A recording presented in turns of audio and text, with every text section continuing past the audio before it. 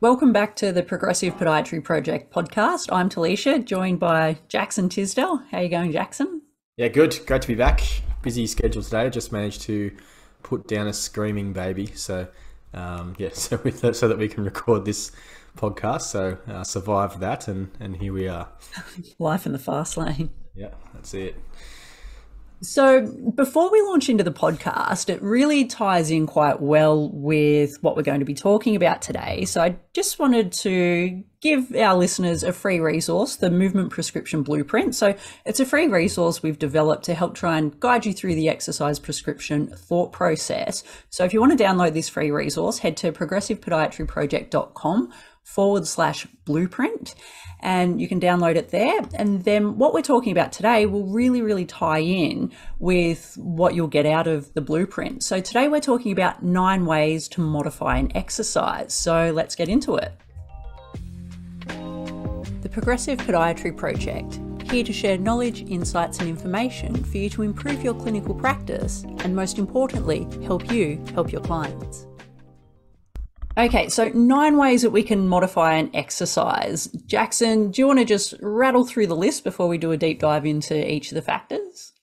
Yeah, for sure. So there's the very obvious ones. We'll go through the whole list. So we've got sets, reps, tempo, range of motion, the rest periods between things, load, frequency, and complexity of the exercise, and joint angles. So a couple of those ones get a little bit more fine-tuning and complex as we go through. So I reckon probably a good one, if we just pick, let's say, the calf raise exercise, that's one that most people when they're dealing with lower limb pathologies will prescribe. So when we're talking to all of these different variables, how about we refer it to the calf raise?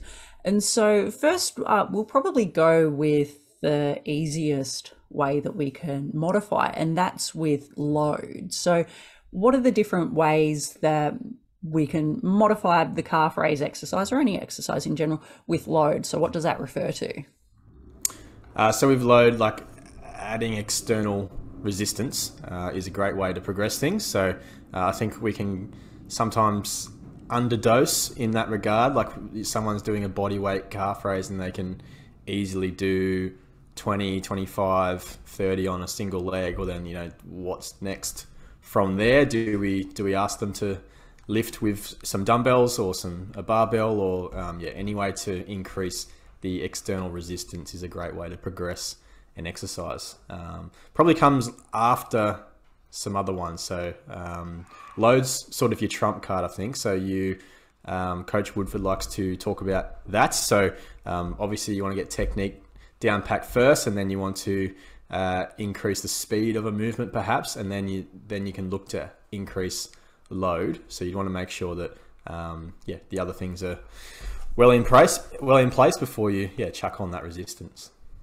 I agree somewhat, and then possibly regressing and thinking more of a rehabilitation way to look at it. So if we think about load, there is even just the type of movement that we're selecting. So a seated bilateral calf raise that someone might be doing at home that's just a body weight, so they're not using any external resistance, that's one thing. And then if they're standing, so a bilateral calf raise, that's got an even distribution of load for the most part between the limbs, and then going to a single leg. So that's one way that we can vary load even before we think about applying external load to the equation. So it's a slightly different exercise, but an easy way to think of it is if we've got someone who's doing a bilateral calf raise, theoretically it's a 50-50 split of load. And then if we go single leg, then it's obviously 100% of load. But then even just shifting body weight between the two. So that's one way that I've crossed the bridge as far as progressing someone from a bilateral to a unilateral, is just their weight shift over one foot versus the other. So it may go from a 50-50 split to a 60-40 to a 70-30 to eventually a unilateral. So that's just one nuance that I would say, because you're definitely correct, I feel, with the external resistance. And I know Woodford's more the sort of performance realm. So regressing it back, just throwing in that slight rehab tweak on that. Yeah, the weight shift calf raise is a good one. I use that all the time, particularly when people are in pain. They can't physically do a single leg calf raise, but maybe a double leg calf raise is too easy for them. So you're just like, oh shit, what do I do here? Yep. there's an easy step in between. So yeah, that's a good one. And then moving, or just, well, whilst we're still on that, so the weight shift is definitely one. And then I know you and I both use what we call the level 2 calf raise. So I'll often talk about calf raises level 1, 2, and 3, and especially those that have done the exercise therapies course would know this as well. So if we think of level 1 as bilateral, level 2 was kind of that gray zone between bilateral and unilateral. So we may be doing a weight shift calf raise, or we can do a bilateral concentric, unilateral eccentric calf raise. That's another way that we can bridge to level 3, which is essentially unilateral. Mm-hmm. So, there's another way as well. You could use a step to assist you. So you can put the right leg up on a step, and then the left leg is on the ground doing the calf raise, but the right leg is taking some of the load away from the equation. You think about, so you got your right foot up on a step or a ledge or something, and then the left foot is down on the ground doing the calf raise, and that right side is taking a bit of the load off as well. Yeah, that's a really good one, actually. I don't think I've used that. Yeah, I call it step assisted calf raise. Beautiful. Okay, we're going to have to update the exercise library. Yeah. Cool. All right. So I think that wraps up load, or gives us a brief overview of what load is. So I reckon we'll go repetitions. It's a good one. Repetitions. Yeah. So how many up and down movements do they do of the calf raise, for example? We'll stick it to the calf raise to keep it simple. So, so repetitions, we spoke about on a previous podcast that in the rehabilitation setting, it probably doesn't matter as much in that acute stage. Like obviously you want to find a level that they're comfortable with doing. But sort of the more repetitions, the better. So getting some work through the tissue that you want to improve its strength. That's a really good thing to do. And you can just increase repetitions really easily. So that's as simple as saying, hey, look, here today we've seen that you can do 12 calf raises relatively, like that's sort of your limit. After about 12, you start to lose some technique and you start to fatigue a fair bit. So 12 is your limit at the moment. And then, you can just say like each day, try to increase one more if you can, but obviously keeping good technique. So yeah, increasing up towards, and I might give them a target. Say we're aiming for you to be able to get to 25 of these single leg calf raises. Let's build towards that by increasing the repetitions. And then you can, as we spoke about as well in that previous podcast with the repetition ranges. So as far as what you're trying to achieve, as you move into more of an intermediate to long-term rehab plan, you can look at, say, if you want to work within a rep range of like 6 to 8 to work on strength, 10 to 15 to work on endurance, etc. So you can play around with the prescription in that regard, regarding on what you're trying to achieve. Yep, definitely. And where the rep ranges become highly relevant is, like you said, when we're dealing with an acute phase of rehab or the early stages, oftentimes it's the person's tissue capacity or tolerance that will dictate how many repetitions they can do. So often we might be guided more so by their discomfort or pain response, so utilizing the traffic light system for dictating the number of repetitions. But then once we're progressing into the later stages of rehab, it can very much be more following that scripted, this number of repetitions. And where it becomes quite important is if we're having someone that they're engaging in other activities. So say that we're getting someone back to running, When we are working in a lower repetition range, it's what we would consider more neurologically demanding versus metabolically demanding. So it's more about the recruitment of the muscle fibers with a lower rep range. But then when we're going into a higher rep range, then it's more metabolically demanding. So the tissue becomes more fatigued. So if we've got someone who's performing concurrent training, so they might be doing a strength session on a Tuesday and then they're hoping to go for their normal run session on a Wednesday.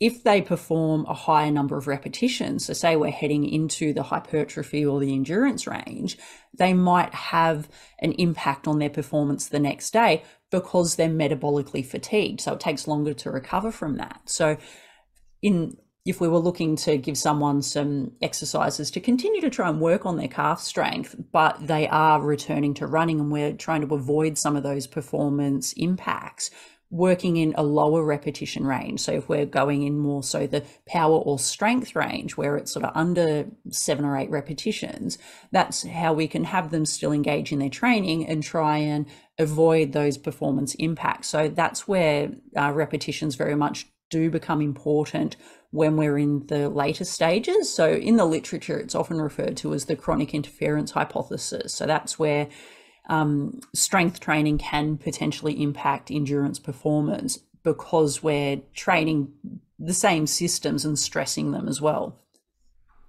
Yeah, good stuff. You're getting complex there with your what do you call that? The chronic interference? Chronic interference hypothesis. Yeah, of course. Yeah. So it's trying to remember which lecture in the exercise course. It's in there somewhere. Yeah, there's so many lectures in there. Anyway, so that's nerding out a little bit, which I love. But it's very much, especially, so where it becomes quite relevant in a clinical setting with podiatrists and physios is that's where I have a little bit of criticism for that. Oh, let's just go with a 3x10 prescription. Because if you've got someone they're still able to engage in some of their activities, let's say running, we're just giving them, oh, you're going to do these eccentric calf raises for your Achilles tendinopathy, or you're going to do these leg extensions for your patellofemoral, whatever. We're going with a 3x10, but we're not actually changing any of their running loads or running exposures. We can actually have a deleterious impact on their performance if we're not factoring in other activities that they're doing. So that's where it becomes clinically relevant, I feel. Yeah, because 3x10 can be pretty fatiguing for some people. Like that's a high-ish sort of rep range. Is that what you're trying to say? Yeah, because it does fall into that sort of hypertrophy range where we are edging into it being a bit more metabolically demanding. So instead of it purely being a neurologically driven muscle contraction process. Yeah, so if someone has a strength, if you've identified that they've got if you want to improve strength, if they've got a strength deficit, then you might want to keep the reps to the lower end, particularly if they're doing a lot of running. That's what I took away from that. So yeah, well, that's basically what I was aiming for. So that's good. Cool. And they're often what's related to the repetitions is the number of sets. So yeah. So sets is a little bit different, but they're both sets and reps are sort of intertwined together. And they both contribute to the overall like volume of the training session or the rehab program. So sets in themselves don't particularly matter. It's more about the total volume that the sets and the reps and everything else adds up to, if that makes sense. So sometimes like 2 sets of an exercise is more than enough. Like that's that minimum sort of effective dose. Even 1 set of something, it just depends on what you're trying to achieve. But say if you do 3x10, that's we'll use that as no, that's not a good example. We'll move away from that. Say if we do 3x8, so you've got 8, 16, 24 repetitions in total. And then if you do 4x8, then you've got obviously 32 repetitions in total. So yeah, the sets, if you increase the sets, you ultimately increase the reps and the total volume of the session, which you need to tailor that to the person and what they're able to tolerate with, or what their matches with their other training, or what their tissue is able to cope with, and taking into consideration the amount of tension that is on that particular muscle at that during that entire session. So yeah, you can play around with your sets as well as your repetitions. Yep, exactly. And like you said, it contributes to the overall volume of the exercise. So if we say we do want to eventually, say again, calf raise, dealing with a runner, we're needing to build them up to having some cyclic loading endurance through that. So it'd be a lot of repetitive cyclic loads. So ideally, eventually, we may want to build up to 30 repetitions of a relatively fast tempo single leg calf raise whilst we're working on returning to running. So we may have that volume of, say, 30 in our minds, but because of pain, they may not be able to do a higher number of repetitions. So we may have that. Now I am going to regress it back to the 3x10 because it's easier for my brain with math. So let's say ideally we're hoping to work someone to one set of 30 repetitions, but then they can't do that. The tissue's too reactive or they fatigue and it's just not working. So then we might go 2 sets of 15. Then if that doesn't work, it may be 3 sets of 10. But again, if they're still reactive, we may turn it into 6 sets of 5 repetitions because we may find that 5 repetitions is their ceiling before they start to get discomfort from the exercise. So that's how we can, like Jackson was saying, we may have an overall volume in mind, but then that's how we can modify the sets and reps to still achieve the volume, but break it down into less stressful bouts. I love when I open up my program from my coach and I see an exercise that's only got 2 sets. It's great. Knock it out. It's great, yeah. And then I think we'll tie it in with, because we're talking about sets and reps and then how that ties into metabolic and neurological demand, I think we'll jump to probably the rest break. Yep, for sure. So rest periods is sort of how much rest you'd want to have between sets. Most commonly, you can even have rest periods between repetitions, but to keep it simple, we'll have rest between sets or rest between exercises. So the longer the rest period, the more recovered you're going to be, and the better you're probably going to be able to perform. And the amount of rest that you have is going to determine what sort of energy system that you're tapping into throughout the workout, throughout the rehab program. So if you have longer rest periods, then you're more able to tap into that more explosive, plyometric, neurologically demanding prescription. Or if you're having shorter rest periods, say if you only rest 30 seconds between exercises, then you are getting more aerobic work, and the system's going to be more metabolically fatigued. So there's a little bit of you can play around with that a little bit. So as a general rule, if you have 60 seconds rest between exercises, that's sort of like a happy medium. That tends to work for most people. But as you start to lift heavier and heavier, if you're adding more external resistance or load, 60 seconds is not going to be enough. So you're going to need at least 90 seconds to 2 minutes between sets to be able to recover. Yep, and in powerlifting states, it can be up even to longer, 5-minute rest periods. Yeah. And then, so that's very good that you point that out. So the neurological and metabolically demanding. So if it's more neurological and we need more of that system reset, longer rest break. If we're wanting more metabolic demand and building more that endurance, it tends to be a shorter rest break. And so that again plays into our prescription consideration, well, 2 of them. The first one would be like if we're talking about that deleterious impact on performance. So if we've got someone that's running and then we're giving them a high number of repetitions and a short number of rest breaks, that can impact on their running. But if we're wanting them to do their strength exercises, again, it may be lower number of lower number of repetitions, higher number of sets, slightly longer rest break. That might be how we can modify the dose. And then if we're looking at the rest break purely from, let's say we're talking about plantar fasciopathy or Achilles tendinopathy, and we've got someone they're in the early stages of rehab and their number of repetitions is guided more so by their pain and discomfort. So again, the traffic light system.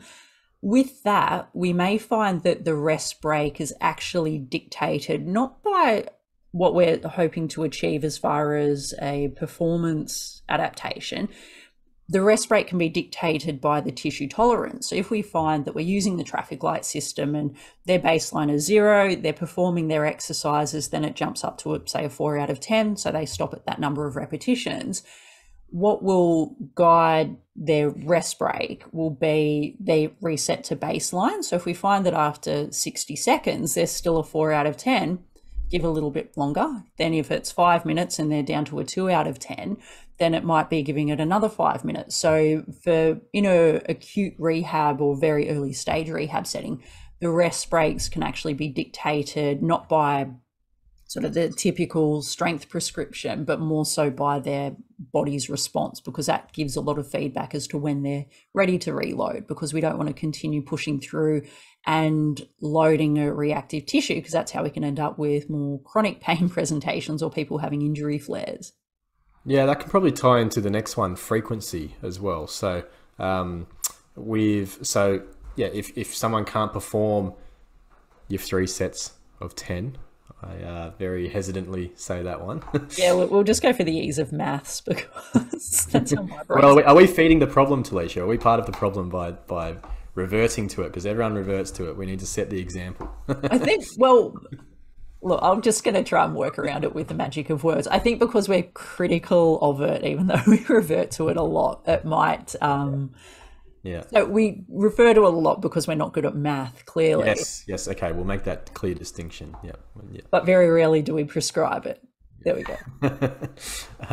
So if someone can't do their 3 sets of 10, like you've got them in the clinic and they're performing their calf raises, they do the first set, they do the second set okay, and then like into the third set, pain's starting to ramp up. Well, then what do? So you can spread those sets out throughout the day. So really, really long rest periods. Say you might get them to do it every couple of hours, but this is probably, you wouldn't really call that rest periods, but that's more the frequency of the exercise. So rather than doing it once a day, they might be doing something 3, 4, 5 times a day to better, avoid that flare up in pain, but still get the repetitive sort of loading into the tissue.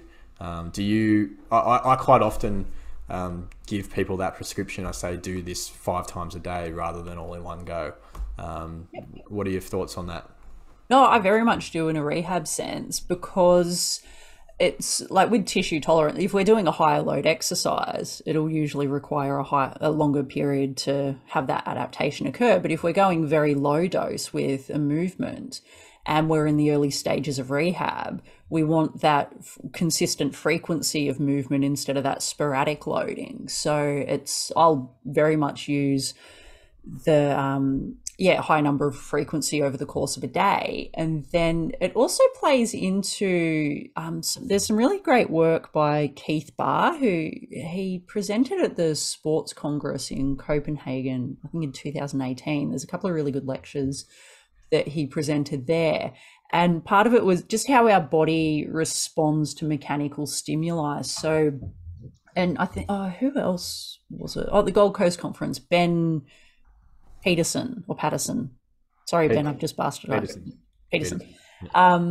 Talking about with bone stress injuries, how the body will respond.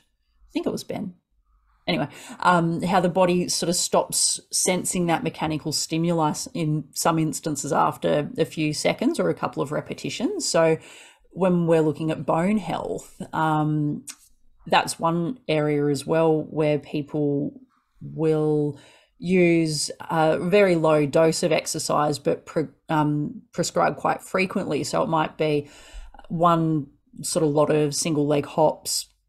Well, you hop on single leg anyway, in the morning, and then 6 hours later when the body's ready to respond to that adaptation again, load it again, and same again. And also with how in low dose exercises, that's how the tendons and sometimes ligaments respond to mechanical stimuli as well. So if we're looking for that, trying to trigger tissue adaptation just from a sort of early stage cellular remodeling, I know I'm going very, very verbose with my answer. So long story short, yes, I do use the high frequency throughout a day. But there is reasoning for that, and there's a couple of good resources out there. So if anyone's watching on YouTube or on Spotify, I can put the link below to the Keith Barr talk, and if I can find some other resources, I'll put them in there. But definitely early stage rehab, if we're wanting recurring low dose stimuli, I definitely go high frequency instead of just one cluster. Mm-hmm.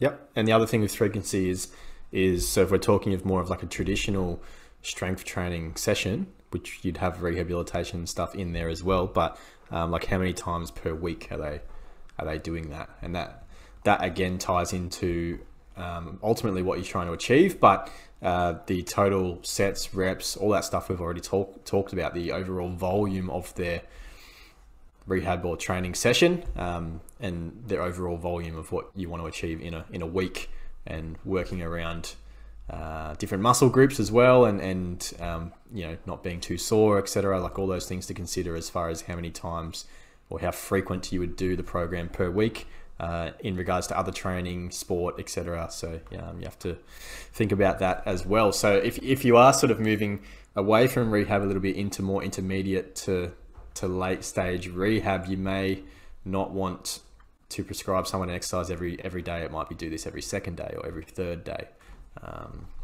Yeah, that's sort of, yeah. I like to, in particular, I like thinking of like plyometrics, for example. Once you get into away from low load stuff and you're starting to do a bit more high load plyometric, like single leg or that sort of stuff, like you wouldn't want them to be doing that every single day, particularly if their capacity is not there. So you'd prescribe those plyometric exercises or even their running sessions as well. So you got to think about the frequency of their running sessions, maybe 2 or 3 times a week.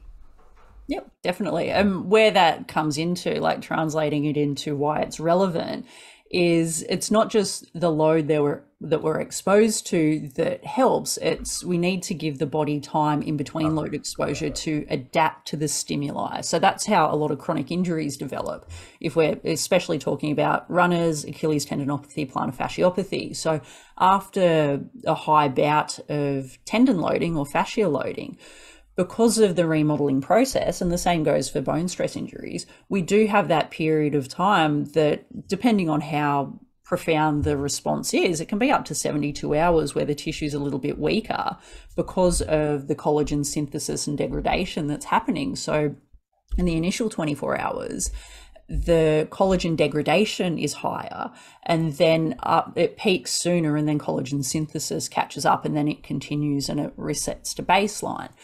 So that's where, again, the injuries can develop. So if someone is being loaded when they're still in that adaptation phase, and then you load it again, then you'll move further away from baseline and adaptation, then load it again, move it further away. So it's very much important to, give the body the time to adapt to the stimulus that you're applying to it. And so the higher the load and the higher the stimulus, typically the longer the time. So like Jackson said, if it's a plyometric exercise or plyometric program, then you will need more time to adapt to that as opposed to some active range of movement exercises. 100%, bang on. I feel like I like lay the foundation of what we're trying to say, and then you just blow us away with all of your in-depth nerdy knowledge. We know I love a nerd out, and you can do it just as well. I think because I've written so much about it and I've presented so much on it in the last couple of months, it just rolls off the tongue. Yeah. So what do we have left? So we've done load, sets, reps, tempo. Oh, range is a really good one. Actually. We haven't done tempo. We haven't done tempo. Okay, no, actually, we'll jump into tempo because that kind of flows on very much from what we were talking about with intensity and adaptation. So with saying that, with tempo, can you just give us a brief rundown of what tempo actually is? You can think of tempo as speed, basically. That's probably a simple way to explain it. So the speed of the movement. So you can either slow the exercise right down, or you can speed the exercise right up, or you can slow it down and speed it up at particular points of the exercise through different contractions. So you might have like a really slow eccentric, but then you might have a fast concentric, or you might have a longer isometric hold at the bottom, for example, or at the top of the exercise, depending on what the exercise is and what you're trying to achieve. So yeah, tempo is basically speed. So that's when I open my program for my coach and I look at my my squat, or I look at my Romanian deadlift, and the tempo for the eccentric phase says 5 seconds, and I want to kill myself. Yep. So yeah, and you can do it with calf raises as well, where you just really, the slower you come down through the eccentric phase, for example, the longer the muscle fibers are under tension. So basically, the more stimulus those fibers are exposed to for a longer period of time. Again, this contributes to the overall volume and intensity of the program, tying in with sets and reps as well, tying in with load. Tempo is another thing to consider. So whether you're doing it slow, whether you're doing it fast, typically if you're doing it slower, I find that more fatiguing, more demanding metabolically and neurally as well. Yeah, tempo's a really good one. Really good opportunity with tempo to progress things as well. Like I spoke about right from the start, if you want to save external resistance, if you want to hold that card a little bit longer and just increase the speed of the movement with a calf raise, for example, if they can do 20, 25, whatever your target is, calf raises, but then you want to get them to actually do a faster calf raise to expose the tissue in that way, then yeah, that would be mucking around with the tempo. Yep, definitely. And that's why we see a lot of the literature with the eccentric focused calf raises or the eccentric protocols like the Alfredson or the Stanish protocol, because when we're eccentrically loading, there's more internal load being applied to the tissue. So it's the higher the load within the tissue, the higher the adaptation. So that's why they're kind of the gold standard, because they do stimulate more of that type 1 collagen remodeling. But a caution with especially slow eccentrics is because of that higher load and just the way that the movement is, so the eccentric component, there is a higher risk of delayed onset muscle soreness with eccentric movements as opposed to concentric. So like Jackson was saying, with the manipulations of tempo, that's often how we can bridge the gap between certain movements. So again, if we talk about the calf raise and returning to running, and this is often where clinicians can shortchange someone's rehab. So if they're prescribing calf raises at a 2-2 tempo, so 2 seconds concentric, 2 seconds eccentric, but then when we think about when we're actually running, it's a very fast plyometric type cyclic movement. If you go, okay, you can do 30 repetitions of a single leg calf raise at a 2-2 tempo, you'll find to go back to running, we're still missing a lot of that stimulus within the tissue for it to be able to tolerate returning to running. So that's where you can, like Jackson was saying, speed up the movement and then potentially progress into plyometric type movement. So it may be early stage Achilles rehab. It might be a 2 second concentric, 4 second eccentric, symptoms improve, 2 second concentric, 2 second eccentric, and then it might move to a 1-1, 1 second concentric, 1 second eccentric, and then it might progress to jumping, because that's a low load plyometric movement. Then that may progress to hopping, and then that may progress to running. So that's how we can manipulate the tempo in a rehabilitation sense. And very important, like Jackson also referred to, is the tempo, because that equates to time under tension, plays into the volume. So again, because we can't do math, 3 by 10. So if we've got 30 repetitions and it's a 2-2 tempo, so what's that, 120 seconds of cumulative load. But then if we're going 2 second concentric, 4 second eccentric, so what's that, 180 seconds under load. So that's a pretty stark difference in the total volume of the workout. So it's very much important to pay attention to the tempo that you're doing. One, from a volume point of view, which again will feed into how much rest and recovery someone needs from that load exposure activity. But then also, I've just forgot what my second point is. So the first one was the load Your exposure. brain's working faster than your mouth is, or vice versa. I don't know. Yeah, it's come back to me now. So when we're bridging the gap between a certain movement, so if we're rehabilitating someone for tendinopathy or fasciopathy and we're going slower movements, there may be a bit of a functional gap that we can use tempo to manipulate to try and fill in that gap. So yeah, brain and mouth have caught up. Yeah, good. Tempo is the one that a lot of people, or a lot of coaches will muck around with in regards to trying to achieve hypertrophy.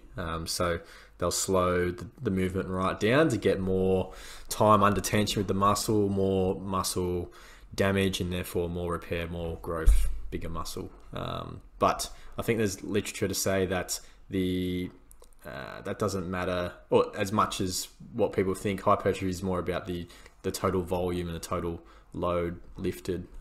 So there's some cool stuff we can go into on another podcast about hypertrophy in particular. I know what papers you're referring to. We'll definitely do that. Yeah. And so the last three, so we've got range, joint angles, and complexity. So range and joint angles, kind of same, but actually different. So with range, do you just want to speak to that initially? Yeah, range. So obviously how far you come down or how far you go up with an exercise, how long and how short the muscles get throughout the movement. And that can be dictated by a number of things, flexibility, mobility, strength, etc. So yeah, I like to play around with range.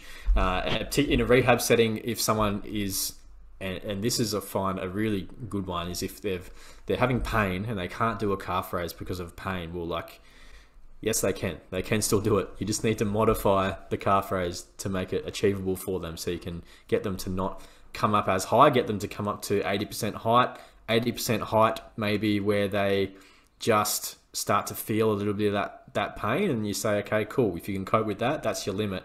Don't push up to 100% height. And then as they get stronger and more tolerable to that, then you'd expect over the coming days and weeks, they'd be able to progress up to full range. So same as with the eccentric component, exactly the same thing. So you can get them to drop down below a step, but perhaps coming down to their full sort of stretch of their Achilles and their calf is too painful. Thinking of someone with like an insertional Achilles tendinopathy, you just need to limit that range until they build the strength and the capacity to cope with those loads. You can get them to come down a bit lower. So using that same example with an insertional Achilles tendinopathy, I've got a couple of clients at the moment who we're doing calf raises, but as they come down and their heel starts to get closer to the floor, they start to feel that pain. So what we do is we start them with a plate or a book or something underneath their heels.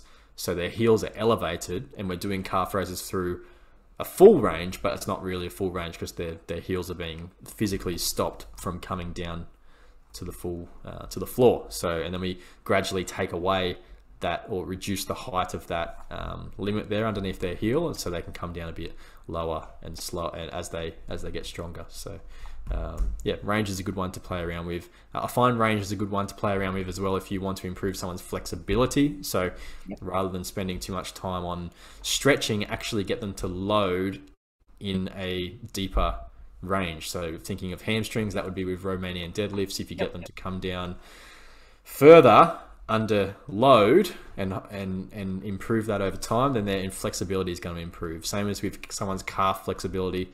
If you're getting them to do the calf raises off a step and they're coming down below the step under load, they're going to get stronger and longer. Yep, definitely. And I can throw a little bit of nerding at that. So with range of movement, we've got our primary and secondary afferent. So that's the nervous system and our muscle spindles that dictates how far we can move. And it's a protective mechanism to try and stop us from developing strain injuries.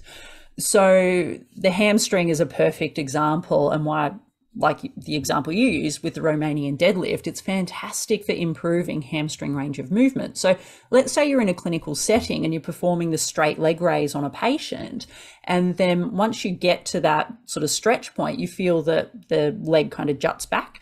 It's resisting. But if you do the movement again, but you do it a lot slower, you may actually be able to move into a deeper range. And part of this is because the differences between the afferents. So one of them measures just or gives us feedback purely in regards to range. And then the other one gives us feedback in regards to range and velocity. So how fast we're doing the movement. So if you've got someone who's not responding to stretching exercises and they've been stretching forever and a day, quite often training them eccentrically, so exercises that lengthen, so like the Romanian deadlift or calf raises, working into that deeper range, can actually help with the stimulus and the adaptation of the muscle spindles for that range. So that's just my little nerd out with that. And I've got one other clinical example of a calf raise that clinicians might find quite handy. If you've got someone with a structural hallux limitus or structural hallux rigidus, but they are getting some calf discomfort or Achilles issues, they still can do some of the eccentric and range of movement exercises. We just need to take the big toe joint out of the equation. So often with this is what I call the negative calf raise. So they can have their foot on a step and the ball of the foot's on the step, so they're not hinging and pushing off their toes. They're a bit further forward and they're hinging just behind their metatarsal heads and working in the negative range. So they're not pushing up at all into a calf raise. They can just drop down, and even if it's only half a centimetre, they're still getting a little bit of that eccentric load, which is stretching the gastrococceleus muscle tendon unit complex and then working within that. So it's a very small range, but you still can do some rehabilitation of those people that have structural hallux limitus or rigidus if they do have some posterior leg pathologies as well. So just thought I'd throw that example in there because that's one that I've prescribed a huge amount, and I know a lot of clinicians, I've taught them that as well. So just now everyone else knows. I don't think I've actually done that. So you forgot to teach me when I was maybe you weren't listening. You. So I think I use a leg press machine to do that. So yep, that works. Yeah, legs extended and just get them to do the little calf raise at the end there. But yeah, eccentric, concentric, not so much force through the first MTPJ. So yeah, no, that's a good one. You have to show me. Is that in the course? I've missed that exercise. I'm not sure if it's in the course. I know it's in my exercise library. Yeah. I'll make a note to check that. We're due to do an upgrade of the exercise library in the course, so that'll be coming soon. Anyway, moving on to the last two. So joint angles. Joint angles. So obviously the position of your joints and therefore the position of your muscles, the angles, that changes the force sort of vectors, I think you could call it, in the way in which muscles move. So yeah, it's a great way to modify an exercise. Your joint angles dictate the recruitment of muscles. So a classic example is with a squat versus a deadlift. Like it's a completely different angle on the knee and the hip joint. So with a squat, you're coming down through the knees, like the knees are getting more flexion and extension. So you're getting more quad dominant movement. So it's a squat. You get more knee dominant, more quad dominant. And then with a deadlift, it's more of a hinge pattern. So you're getting more your hips move first. So therefore you recruit more muscles and motor units around your hips. So yeah, what you sort of move, what joints you move and what angles they move in dictates what muscles are recruited. Would you agree with that? Yeah, definitely. And then even with the lower limb, there are some examples of modifying joint angles, which, and I know these exercises are in the course, I call it the anterior loaded calf raise. So that's where they're starting off, so their whole body's leaning a little bit further forward. So there's more ankle dorsiflexion even before they commence the movement. And then they perform the calf raise. And that's another gap bridger that I use if we're trying to return someone to running, especially if we're doing some plantar fasciopathy rehab. So if we kind of think about when we're running, we tend to be leaning forward and we are moving through those ranges. So if you do a normal calf raise, just standing up completely vertical, versus leaning forward a few degrees. And even if you've just got fingertips against a wall or hands on a bench, lean forward and then try and do the calf raise again. Because your center of mass is a little bit more anterior, it does change how much you need to recruit the calf muscles to overcome gravity to actually perform the movement. So that's for those that don't really delve into the realm of squats and deadlifts, that's one way that joint angles can be applicable for you in clinical practice.